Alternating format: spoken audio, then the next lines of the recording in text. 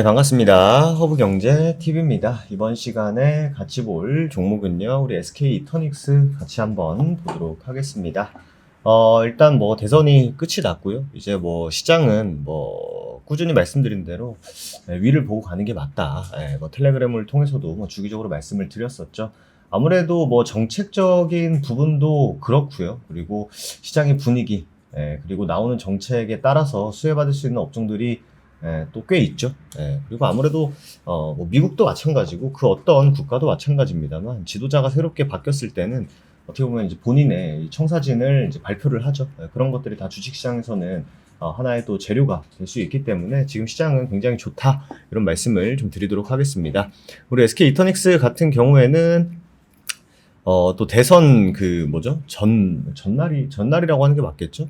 이렇게 또 막판에 또 이 신재생에 대한 기대감을 좀 가지고 있었는데, 오늘도 어떻게 보면은 이 계속 이 저항 구간, 이렇게 보면 이제 N자형 파동을 만들어가는 추세는 어차피 요것만 보시면 된다라고 말씀을 드렸었죠. 그래서 이렇게 또, 큰 이상 없이 또 움직임을 보여주는 것 같습니다. 아무래도 이 신재생보다는 확실히 다른 정책들이 수혜를 많이 받았습니다만, 그래도 좀 꾸준하게 우리가 좀 볼 수 있는 또 신재생이다 보니까 SK이터닉스 같은 경우는 추세 그리고 21,000원이라는 또 가격대 기준으로 보시면 되실 것 같습니다. 사실 이제 뭐 당선이 됐기 때문에 뭐 이재명 대통령 당선인 같은 경우에는 사실 후보 시절부터 줄곧 재생에너지 중심 사회로의 전환을 강하게 또 주장을 해왔었고, 실제로 과거 어떻게 보면 이제 민주당 정권에서는 이 재생에너지에 대한 부분이 항상 수혜를 받아왔었습니다. 이미 전 세계가 기후위기에 대응하기 위해서 재생에너지로 가고 있는 상황에서 우리는 아직 갈 길이 멀다.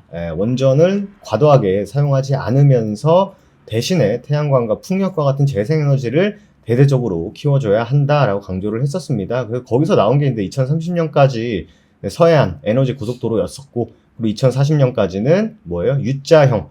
우리나라가 어떻게 보면은 이렇게 되어 있죠? 그러니까 이렇게 이제 U자형으로 이제 에너지를 보내야 된다라는 그 정책도, 인프라 정책도 발표를 했었습니다.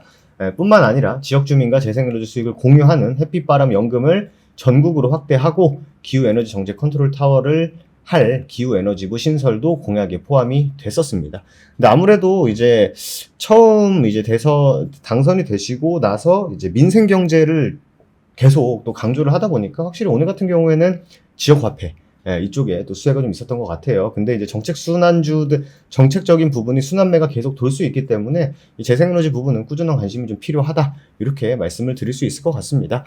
그리고 이 태양광, 풍력, 태양광을 하면은 HD, 현대에너지솔루션이 사실 지금은 좀 대장 역할을 하고 있는 그런 또 상황입니다만, SK이터닉스 같은 경우에는 뭐예요? 저번 주였죠. 아리백을 선언한 국내 대기업과 40메가와트 규모의 태양광 전력에 대한 PPA, 이 PPA 뭐였습니까?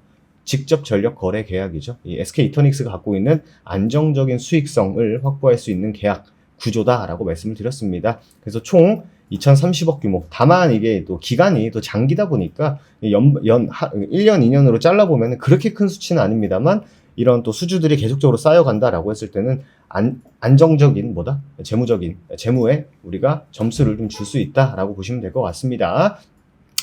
뭐 사실 작년 11월에도 마찬가지였죠. 이런 류의 계약들은 계속적으로 해왔습니다. 솔라닉스 1호를 통한 계약을 체결을 했고요. 이번 대형 계약은 이들이 얼마나 선제적으로 태양광 자원을 확보해 왔는지를 보여주는 아주 좋은 예시다라고 볼 수 있을 것 같습니다. 또 대표님께서 하신 말씀이 단지 그냥 발전소를 많이 지은 결과가 아니라 금융과 기술을 함께 엮어서 전력 자산을 운용해온 전략의 결실이다. SK이터닉스 같은 경우에는 저번 주에 말씀드렸던 게 SOFC, 그리고 태양광, 풍력, 연료전지 ESS까지 포함한 포트폴리오를 바탕으로 친환경 종합 플랫폼 기업이다 보니까 뭐 사실 뭐 풍력으로도 수혜받으면 땡큐, 뭐 태양광으로도 수혜받으면 땡큐, 뭐 여기저기 다 땡큐긴 합니다, 사실. 그죠? 그렇기 때문에 정리를 한번 해보자면, 재생에너지 확대는 어느 한 정부의 의지나 특정 기업 전략이 아니라 사실 전 세계적인 흐름이다. 그죠? 정부는 정책을 방향을 잡고, 기업은 기술과 자본을 실행력을 높여간다라고 했을 때는 시너지를 낼 수 있는 구조입니다. 어차피 신재생이다라는 산업 자체가 어떤 단기적인 포커스를 두는 게 아니라 중장기적인 성장 가능성을 놓고 봐야 되는 거기 때문에 꾸준히 말씀드린 대로 뭐 단기적으로 음봉 하나 나오고 뭐 양봉 하나 나오는 부분에 있어서 여러분들 심리가 올라갈 때 너무 좋고 뭐 음봉 나오면 너무 싫고 뭐 그런 것보다는 큰 틀의 우상향을 기존으로 보자라는 말씀을 여러분들에게 좀 드리도록 하겠습니다.